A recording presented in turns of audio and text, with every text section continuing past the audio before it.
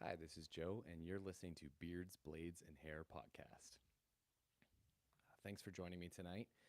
Got a couple things I wanted to run to in this episode, but the main thing I want to talk about tonight is what hair product is right for me. And but what I mean by that is you have a lot of choices for your hair products, and I want to make sure you know all the facts and circumstances around what you need to be buying. So to start off tonight, I want to talk about a couple things, just some basics, both what's in hair and then also what's in beard, and third, what blade am I using? So what's in hair tonight? I am using a product I've already reviewed, Murray's Black Beeswax. So that's what's in hair tonight. It's an oil-based pomade. As a spoiler for later, that's going to be discussed for sure. Other things that are going to be discussed tonight are your water based pomades, your hair gel, your hairspray, and all sorts of other stuff. But what's in tonight's an oil based pomade.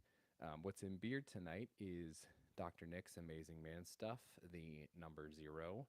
If you have any familiarity with Dr. Nick's, the number zero is just their unscented oil. I prefer unscented oils over scented oils simply because I end up not liking a ton, and neither does my wife, who's hopefully watching. Hi, sweetie. So I tend to keep it unscented, although sometimes you have to get a scented oil when you buy a certain line. And then the last thing is what blade am I using? I'm using my favorite razor blade I own, which is the Dovo Fokker Bite. I did a full review of this on my channel and discussed it a lot in last week's podcast as well. So that's the hair product. Let's go in order. That's the beard product, the beard oil. That's the hair product, the oil-based pomade berries, and that's the blade, the Dovo Fokker Bite. So get a little bit more into today's topic as everybody starts coming in. Hey Alexa, thanks for jumping in. Oh wait, it's Caden, chatting from your wife's account. Hi, thanks for coming in, or thanks for jumping in, Caden, and hopefully maybe your wife will watch one day. I know it's definitely our niche and definitely our hobby, so definitely don't blame her for not jumping in. But I can see my wife is in, so hi, sweetie. Thanks for jumping in and giving the show a watch. And also, Joshua, thanks for. I remember you coming in last week, so thanks for returning.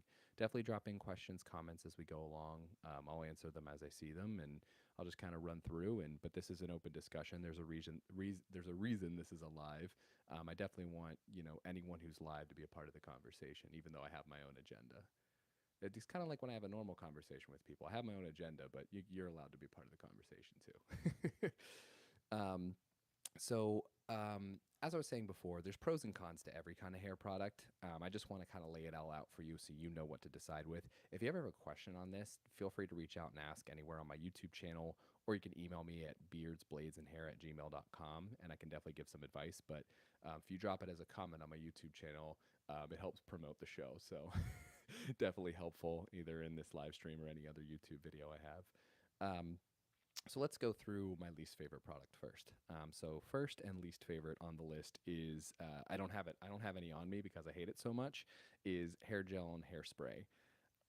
Oh boy, everybody and their mother has used hair gel and hairspray at some point in our lives, right? My earliest memories of hairspray are my dad used to spray his hair and then slick it back, and it was this really I don't even remember what it was, but it was this really nasty smelling stuff that I absolutely could not stand. So I do remember have memories of that. And then as a kid, the first time you use a hair product, you don't know anything about pomades or creams or anything like that, so you just go to the hair gel, right? And then you just load it up in your hair. And it just destroys your hair, and you definitely never do it again, or try to never do it again. So it's definitely I have lots of memories of it, but generally not fond memories. So I think the pros, if you want to start with those, is it definitely gets the job done. It will hold the hair down either, and I'm kind of using them interchangeably because in my mind they're not that different at the end of the day, even though they have different application methods. They get the job done. They're water based, so they're easy to wash out, and then the application also is fairly smooth. So you're not going to have a lot of pull and tug from either a hair gel or a hairspray. It's going to go in pretty smoothly. So application's fine, and it will make your hair sit in the position that you want it to. They tend to give a slicker look, meaning if you're someone who likes hair like mine, kind of a either a slick back or a pomade or a pompadour, I should say, or something like what I have, which I don't have the best name for this, but I call this like kind of a modern style. Another suggestion from my wife, thank you, sweetie, was I used to slick it back, and then she's like, I just go a little bit to the side, and I've kind of held this hair for quite some time since then. Um, but this hairspray or hair gel will give you this look for sure. But I think the cons so far outweigh the pros. I think it dries out the hair like crazy. I think it damages the hair like crazy. It's just not a good product. I think, if you really want to go the route of, um, you know, of a hair product, I really think you should stay away from them, barring you really just don't care about getting getting dandruff. And hey, maybe you're the kind of person who it doesn't really affect, and good, that's good for you. I'm happy for you, but I think generally speaking, it tends to cause a lot of dandruff in men. And why I think a lot of men think I can't remember who commented on my channel, but someone had said that they thought dandruff was caused by a fungus, and I'm not saying that's the case with 0% of the time, but I will say that there is definitely a not insignificant percentage of men who are having dandruff because they're not washing their hair properly. I have videos on that. I will drop in the detailed description below, or you can feel free to ask a comment if you want me to go into more detail. Or they're using a hair gel or a hairspray. I think that's what's causing their dandruff. I don't think it's a fungus, because I'm someone who had dandruff for years and used to use a Head and Shoulders. And once I started using a higher quality hair wash and started using higher quality hair products, it went away. So I mean, it could be a coincidence. And also, there's some technique there. But like I said, unless you're curious about it, I won't mention it in this podcast. Going on. So now we've kind of put to the side my least favorite. Let's go into ones that we're kind of, it's funny. I'm looking, okay, it's not quite from least favorite to favorite, but let's jump around now that I'm just deciding offhand in my notes that I'm going to now go from least favorite to favorite. So let's go to the second one on the list. I would say the second least favorite, but we're getting better as we go, is a hair tonic. The pros for a hair tonic are they are very easy to wash out, whether they're oil based or water based, because they're so light. They are more of a natural, less shiny look if you're going for that. If there's less shine, there's less slickness. So, and that's definitely a preferred hairstyle for many men. So I can say that's something that is desirable for some people.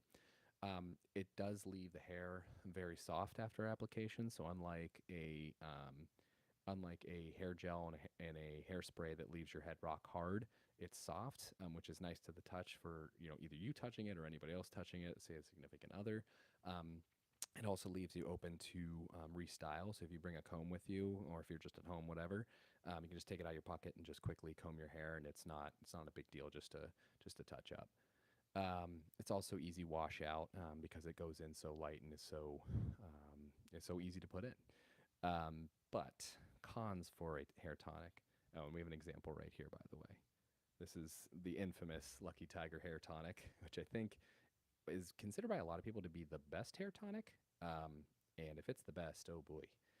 It's the only one I've ever used, to be fair. But if this is the best, like I am terrified for the other hair tonics I may or may not use. Um, the cons being the hold is insanely light, just too light in my case. I have between wavy and curly hair, and it just does not hold. By the end of the day, it clumps up a lot. The hair clumps up a lot throughout the day, and then it just doesn't hold. There's just going to be bits and pieces kind of flying everywhere. And I don't think in a natural, cool, laid back kind of way. I think in a like sloppy, this looks bad kind of way. So I would not recommend a hair tonic unless you have very fine hair and hair that's there are people out there that they could almost use water, and if you're the kind of person that could almost style your hair with water, I think a hair tonic could work for you. Just not Lucky Tiger, because the smell is not pleasant. So I would definitely skip on that front. Hey, looks like Caden has Dr. Nick's beard oil, and you have the IPA. That's pretty cool. Um, I have never used any of their scented oils. You have to tell me. I know they're essential oils, so they're a little bit light. You have to tell me how they kind of feel. If they feel, or sorry, I should say how they smell or how it smells, and how long it lasts. Because I just don't have any experience with it. So you have to let us know in the chat. It is funny that we're both wearing Dr. Nick's today, though. What a coincidence. I only cycle, I think, 4 beard oils at this point. I'm not going to try to name them, 4 or 5 at this point. So I guess it's not super shocking, but it's pretty cool that we're rocking the same one at the same time. To continue on, so hair tonics generally not a recommend. Other ones we're now moving in, so we're moving up, right? We've done hairspray and hair gel, not recommend, hate. Tonics, don't like, but maybe in a certain circumstance. Now we're moving up into creams. And for creams, we have on hand Brylcreem, which I have a review on my channel. I'll drop a link below. I would recommend a hair cream or a Brylcreem. I use it myself. It's pretty nice. So the pros is it's a super easy washout. It's a water-based product, so anything water-based tends to wash out fairly easily. They do have like a high shine, slick look. So if you're going for something like this, it's definitely up your alley. Super easy application. I cannot sing the praises of Brylcreem highly enough to say, oh man, it's better than just. So if you hop out of the shower and you throw a comb through your hair, at least for me, maybe it's not you, but I get a little bit of tangles here and there. When you put Brylcreem in, it's like it's like a detangler. Like it's just the most amazing thing I can ever explain in my life, where it's just goes in so smooth. It's better than, if I didn't need to style my hair that day and it was just purely a detangler, I swear I would still put it in my hair just to not have to deal with any snags or hair problems. Love it, love it, love it, love it. The I'd already mentioned. Okay, so everything else I'd already mentioned in there. Another pro I would mention with a cream is in combination with an oil-based pomade, which we'll get to later.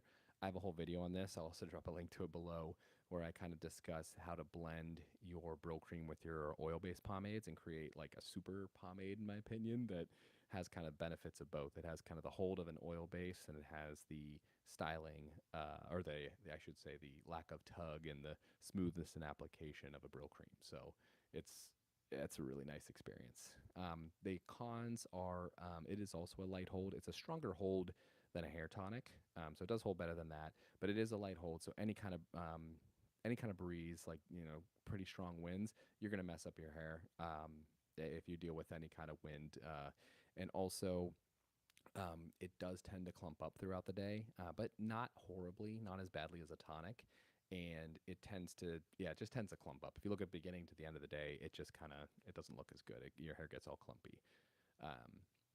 So moving on from that, I messed up my own rule. I was gonna say least favorite to favorite, but I'm flipping. The next one I have on my list is water-based pomade.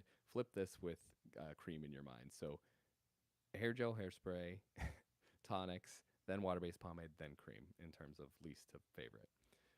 So in a water-based pomade, it's easy to wash out because it's water-based, as discussed before, and depending on which one you can get that high shine, slick look if you're looking for hair like mine.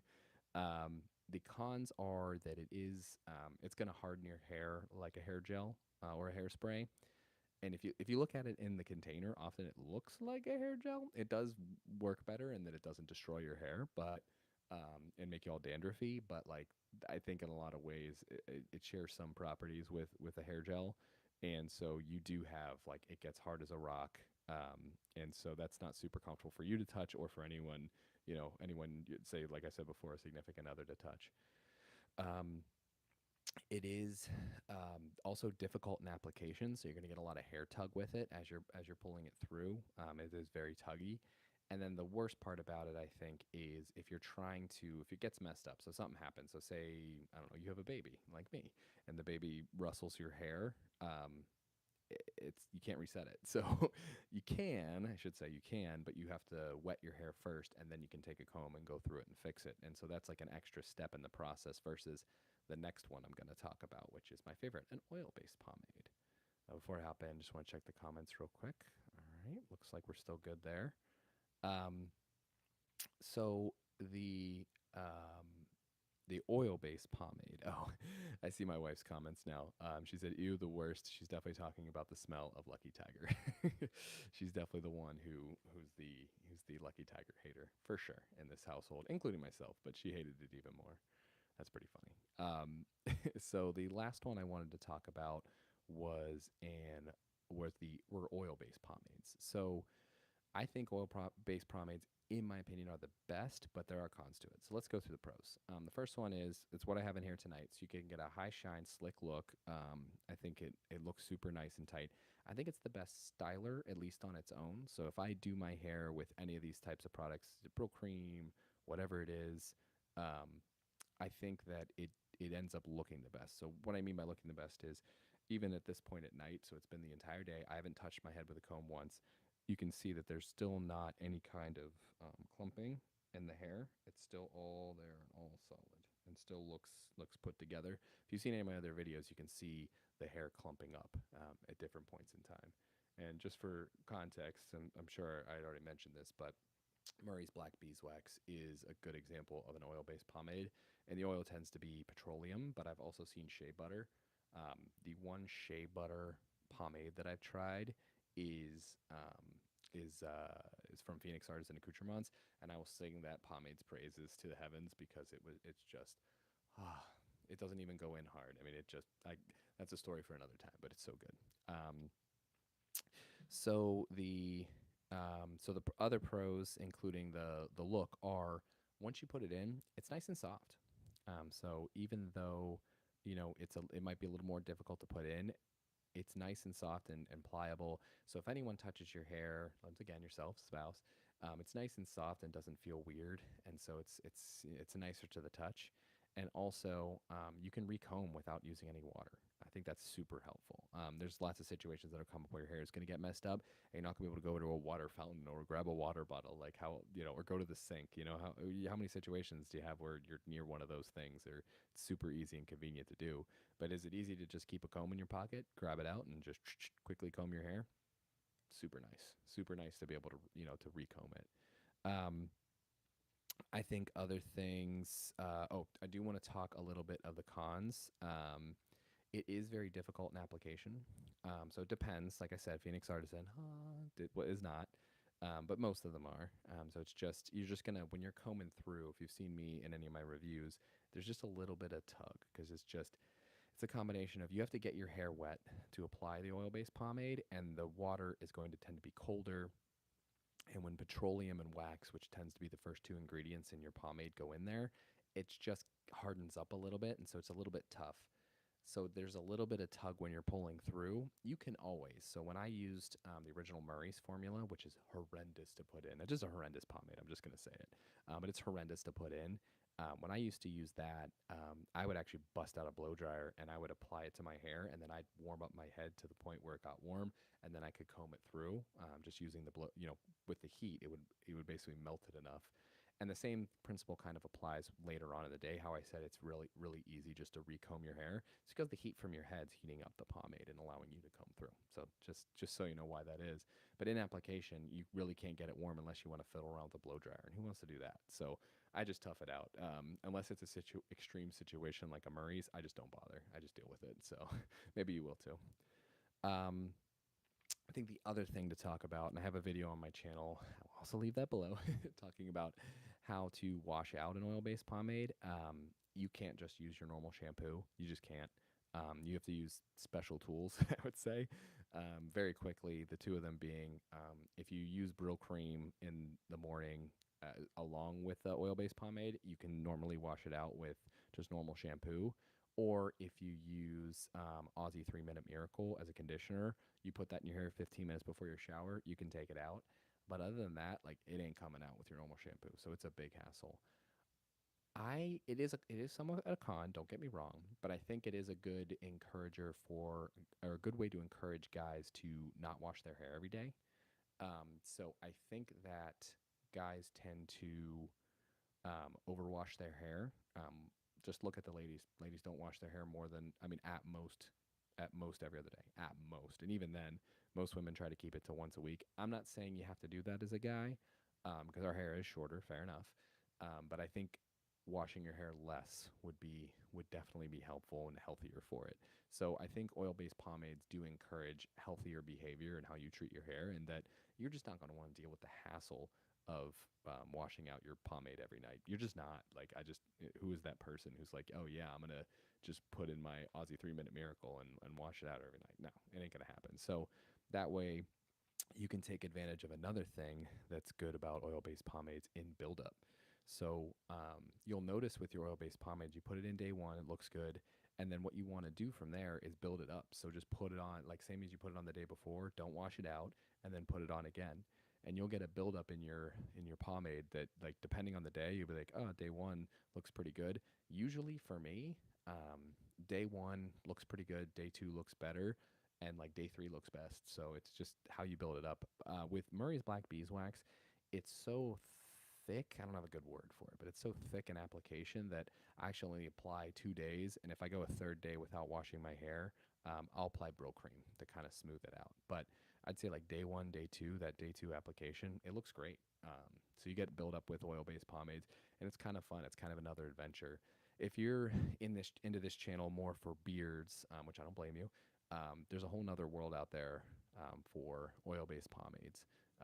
That's definitely a rabbit hole you can go down, and you can go down it with me. I'm going to be taking this journey with you, and it just feels so much better for the hair, treats the hair really well, and totally enjoyable. So I think, kind of to summarize here between all these products, is I do recommend really anything from either a cream or an oil-based pomade, with water-based pomades kind of being on the border. I would say that's something that a water-based pomade is okay. I'm willing to try another one, and it's not like I've tried every single one in the world. But I think the cons kind of outweigh the pros in the case of water-based pomade.